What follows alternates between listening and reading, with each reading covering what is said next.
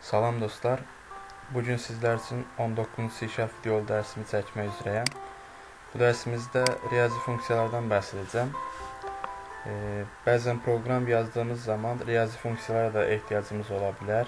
Ona görə də düşündüm ki, bir dərs riyazi funksiyalara ayırsaq daha uyğun olar.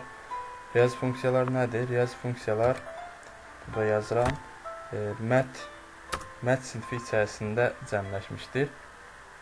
Buraya mət yazıb nöqtə qoyduğumuz zaman gördüyünüz kimi aşağıda pəncərə açıldı və mət sinifinin riyazi funksiyaları içərdiyi riyazi funksiyalar burada aşağıdakı pəncərənin içərisində görsənir.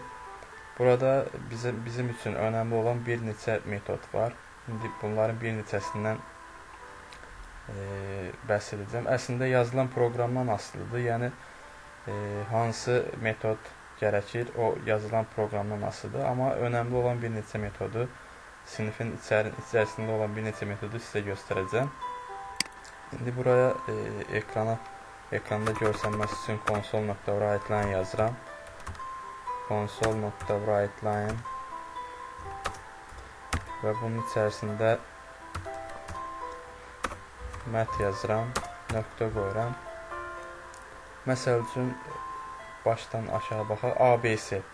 ABC-ni vurub və gördüyünüz kimi ABC mötərizəni açıram. İçərisində decimal dəyər istəyir bizdən. Decimal value yazır burada. Mat.abc mötərizənin içərisində decimal value. Yəni bizdən decimal dəyər istəyir. Decimal dəyər mən mənfi işarə ədəd girirəm bura. Məsəl üçün mənfi 6 girim. ABC nə iş görür? ABC bütün mənfi ədədlərin modunu, yəni mənfi ədədlərin modul, yəni ki, müsbət hissəsini verir bizə. Bu şəkildə bir də console.read qoyun. Ekran bağlanmasın. Məsələn, mənfi 6 girdim, proqram bunu müsbət 6-ya çevirib, yəni mat.abc vasitəsilə müsbət 6-ya çevirib bizə verəcək. Baxaq görək necə çalışır.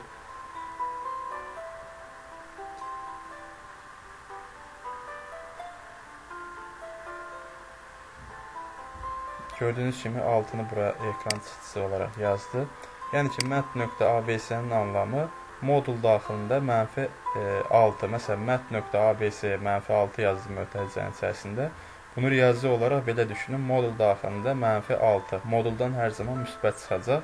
Əgər biz hər hansı mənfi ədədin müsbət, yəni modulunu istəyiriksə, o zaman onu mat.abc və mötərizənin içərisində həmin ədədi yazaraq onun modulunu ala bilərik. Daha sonra başqa bir neçə metodu göstərim sizə.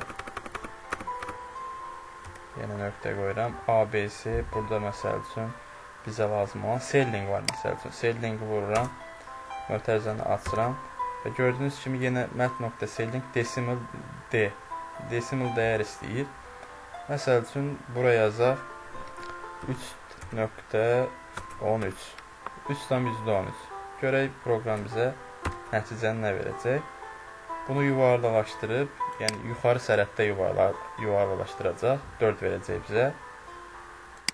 Yəni ki, 3-ün üzərində olan, yəni 3.13 ədədini bizə 4 olaraq yuvarlaqlaşdırdı və 4 olaraq verdi. Bunu da gördük. Bu da bəzi proqramların içərisində bizə lazım ola bilər. Nöqtə qoyuram. Selling, daha sonra burada kosinus funksiyaları var. Məsəl üçün kosinus equals bərabərlik anlamına gəlir. Exponent, floor. Burada floor var. Bunu da göstərim sizə. Yenə bir onluq, yenə decimal D dəyər istəyir bizdən. Məsəl üçün 12-dan %75 olsun və mötərizəni bağlayıram. Proqramı bu şəkildə çalışdırıram. Baxaq görək, nəticəni nə verəcək? 12 verdi. Floor elə adından göründüyü kimi döşəm, yəni ki, aşağı da belə deyək, döşəm alt mənasına gəlir və 12-dan %75 ədədini aşağı sərhəddə yuvarlaqlaşdırır. Biz az öncə sellingi yuxarı sərhəddə yuvarlaqlaşdırdığını gördük. Floor isə onluq ədədi aşağı sərhəddə, yəni ki, yuvarlaqlaşdırır. Bunu da silirəm. Baxaq görək başqa hansı funksiyalarımız var, metodlarımız var.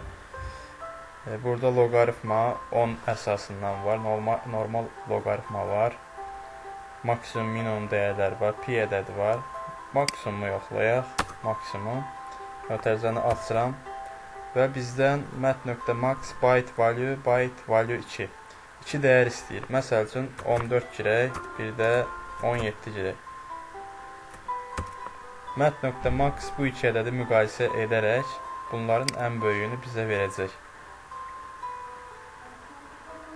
Gördüyünüz kimi mat.max 17 ədədini bizə verdi. 14 ilə 17-ni müqayisə etdi və bunların arasından ən böyük olanını bizə göstərdi. Eyni şeyi yəni minimum funksiyonu vardı. Minimum funksiyası vardı. Onu da yoxlayaq. mat.min yazıram. Enter'a vururam və çalışdırıram bu şəkildə. Gördüyünüz kimi indi isə 14 ədədini bizə verdi. Yəni 14 ilə 17 müqayisə elədi və bunların içində minimum olan, ən kiçik olanı bizə göstərdi. Baxaq görək başqa hansı metodlar var önəmli olan.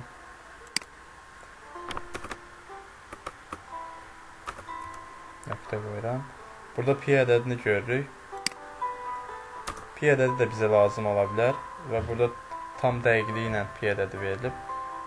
Görək ekrana. Biz bilirik ki, pi ədədi 3,14 və burada tam dəqiqliyi ilə 3,14 və digər ədədləri də, rəqəmləri də burada adicə görürük. Bu da bəzi proqramlar içərisində istifadə oluna bilər. Nöqtə qoyuram. Enirəm aşağı və tangens, sinus, yuxarıda kosinus funksiyalarını gördük. Burada isə SQRT var. Bunu da göstərim sizə. SQRT nə işə yarayır? Mötərizəni açıram və burada double D istəyir, double dəyər istəyir bizdən. SQRT kökalma anlamına gəlir. Kökalma. Məsəl üçün, biz normalda məsələn bilirik ki, 25-in kökü 5-dir və yaxud da 16-nın kökü 4-dür. Tərsinə olaraq da isə 4-ün kvadratı 16 və yaxud da 5-in kvadratı 25-dir. Proqrama bunu tanıtmaq üçün, yəni məsəl üçün 16 və yaxud da 25-dən kök almaq üçün SQRT metodundan istifadə edəcəyik. Yəni kök alma belə deyək, funksiyasını yerinə yetirmək üçün SQRT-dən belə deyək, istifadə edəcəyik. mat.sqrt yazaraq dəyərimizi mötərizə içərisində yazacağıq. Məsəl üçün yazıram buraya 25. Daha sonra proqramı çalışdırıram. Baxaq görək 5 verəcəkmi? Gördüyünüz kimi 5 ədədini bizə verdi.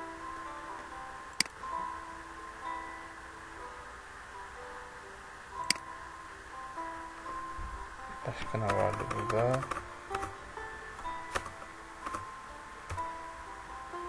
SQRT, max, min və bir neçə burada başqa metodlar da var. Bunlardan bəzilərini mən sizə göstərdim, amma siz özünüz də bunların hamısını araşdırsanız, bir-bir yoxlasanız daha yaxşı olar. Çünki bunları da öyrənmiş olarsınız. Bugünkü dərsimiz bu qədər dostlar. Sağ olun, sağlıqla qalın.